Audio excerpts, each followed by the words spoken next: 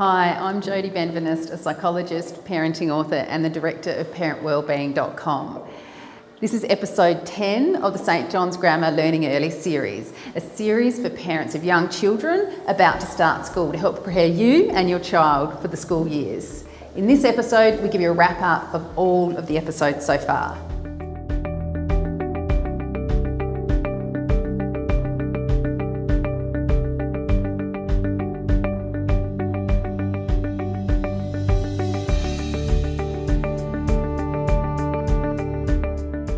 In episode 1, we help get you in a positive frame of mind so that you and your child are ready for the exciting times that lay ahead. We talk about some common concerns you may have as a child, but the message is really don't stress. You and your child will probably adjust much more quickly than you think. And if there are any troubles, the school's here to help.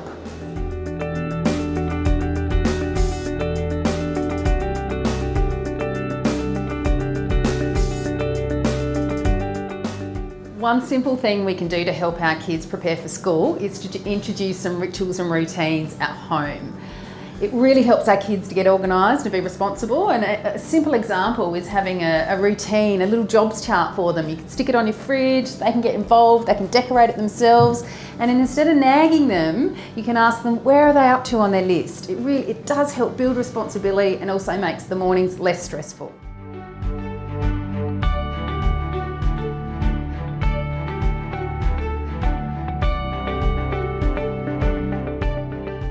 Educating our kids is a partnership between ourselves as parents and the school and the teachers. It's really important to be involved in our kids' learning because that makes a huge difference. You can connect with other parents, you can get involved, and you can also, of course, access the teacher and ask them any questions you have. If not at drop-off time, but later you could make an appointment to talk about an issue more in depth.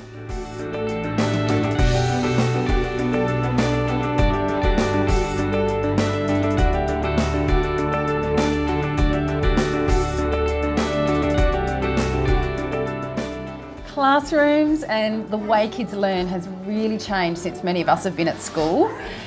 We now know so much more about brain development and how children learn, and we know that play is really important for how kids learn. That's why the classrooms look really different and the way teachers teach is really different. It's not just about sitting at a desk and staring at the board. Kids are learning through being self-directed and exploring, asking really deep learning questions, and it's fascinating. Episode 4, we look at how children learn, and it really helps our understanding as parents.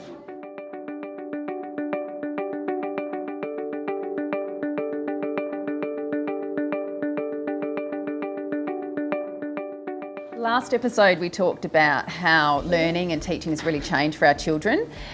And this episode, in episode 5, we talk about what we can do as parents to really support our kids' learning. Because there's lots we can do and we can play a really active role which can really help our children. A really simple thing we can do is just the questions that we ask them. So if we ask them, what did you do at school today? Oftentimes they'll say, nothing. But if we ask them, what's something really interesting that you learned at school today? You get a really different response. And there's lots of other great ideas in episode 5 that talks about how we can support our kids. It's okay to let our children take risks and to have a go and make a mess. It actually helps them to learn. You might decide there's no TV in the mornings before school because then they can get ready for school and be prepared to learn for the day. Developing brains need lots of rest, so it's good to develop a bedtime routine and stick to it. A balanced diet full of fruit, grains, veggies and protein is essential for optimum brain development. There's ways that we can praise our children and encourages them, helps their learning, and we talk about that in episode 5.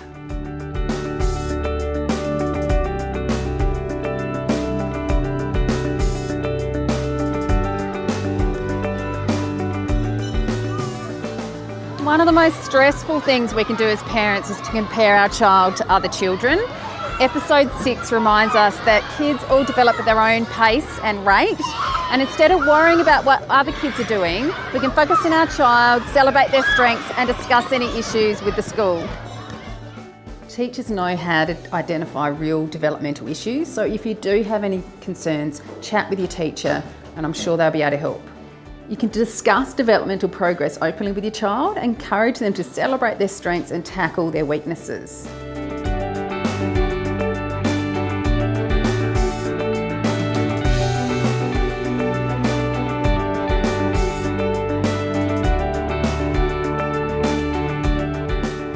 In episode 7, we talk about another topic that can cause angst amongst parents, and that's behaviour and discipline. Teachers actually have some great techniques for getting cooperation in the classroom, and it's good for us to know what these are as parents because we can use them at home and they can really help us at home, but they also help our kids to adjust to life in the classroom. It's okay to have set some family rules and to have some values that are important to you and your family, and it will certainly help them when they come to school and they have to adhere to class rules. All children play up from time to time, and no one knows this better than teachers. When a child does misbehave, you deal with it immediately and then you forget about it. Bad behaviour is about choices made, not intrinsic badness. Teachers focus on the behaviour and not the child when they address misbehaviour. They know that children really want to be good, and it's about the choices they make that can sometimes let them down. Go out of your way to catch your child being good or doing something well. Teachers use this to great effect so that kids want to cooperate. Many parents know they need to be consistent, but they often aren't. Being consistent really helps your children to learn.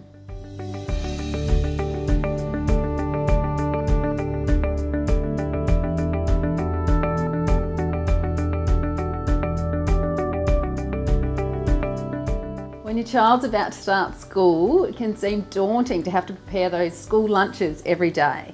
And we also know how important it is for our kids to have a healthy lunch, a well-balanced, good nutritious lunch, because it definitely helps their learning and well-being. That's why in episode 8, we give you some really great lunchbox advice. Make sure your kids eat a balanced diet, including grains, protein, dairy foods, fruit and veggies. If food's appetising or appealing to kids, they're more likely to eat it as opposed to swapping it with other kids. Keep food like cold meats and tuna fresh by using an insulated lunch bag and a cool pack. Involve your kids in the preparation of their lunch boxes. If kids are involved, they're more likely to eat the food that's in the lunchbox.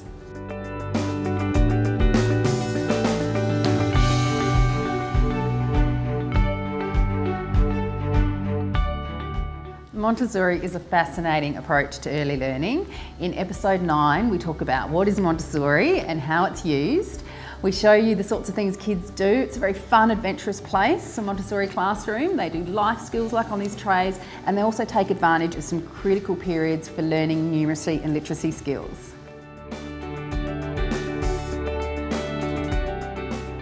I hope you've enjoyed the St John's Grammar Learning Early series. If you're new to the channel, please have a browse and look through the other episodes. There's lots of great insights and information that'll help you as you're preparing yourself and your child for the school years. The parents and teachers of St John's Grammar have been really happy to share their experience with you and hope that it does make that transition that little bit easier.